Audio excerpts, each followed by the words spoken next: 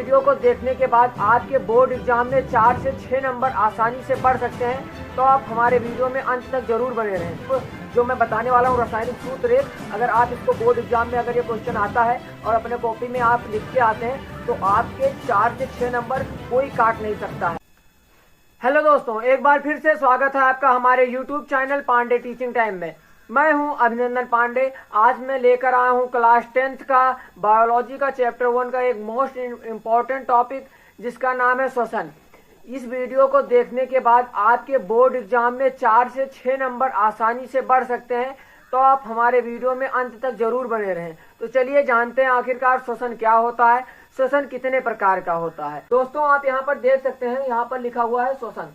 श्वसन को अंग्रेजों की भाषा में कहते हैं रेस्पिरेशन, और इसकी परिभाषा क्या होती है चलिए देखते हैं। यहाँ पर लिखा हुआ श्वसन एक ऐसी प्रक्रिया है जिसमें जीव वातावरण से ऑक्सीजन लेते हैं और उनका उपयोग भोजन को ऑक्सीकरण करने के लिए करते हैं।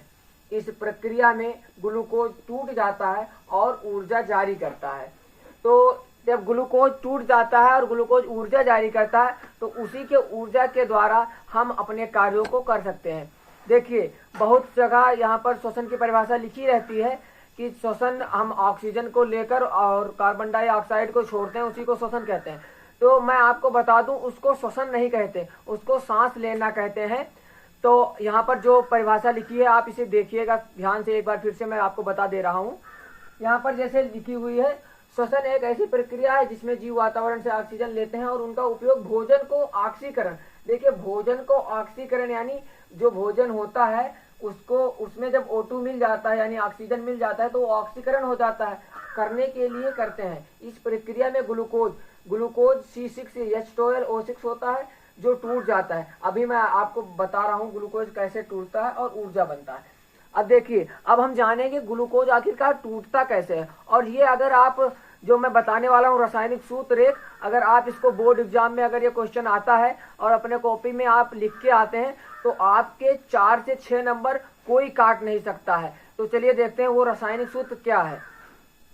यहाँ पर लिखा हुआ है C6H12O6 जिसे हम ग्लूकोज कहते हैं, 6O2 यहाँ पर ऑक्सीजन है। फिर उसके बाद जब ये टूटता है, जब ग्लूकोज टूट जाता है तब यहाँ पर बनता है 6CO2 यानी 6 अणु कार्बन डाइऑक्साइड के। फिर उसके बाद बनता है 6H2O यानी 6 अणु जल के, और यहाँ पर कुछ एनर्जी रिलीज होती है यानी कुछ ऊर्जा मिलती है। तो यही जब ग्लूकोज ऑक्सीजन के साथ मिलकर जब टूटता है तो हमें कार्बन डाइऑक्साइड मिलता है जो हम बाहर निकाल देते हैं, O2 कुछ जल मिलता है और ऊर्जा मिलती है जिसके द्वारा हम अपने दैनिक कार्यों को करते हैं। इसी ऊर्जा के द्वारा ये ऊर्जा ATP अणुओं के रूप में हमें मिलती है।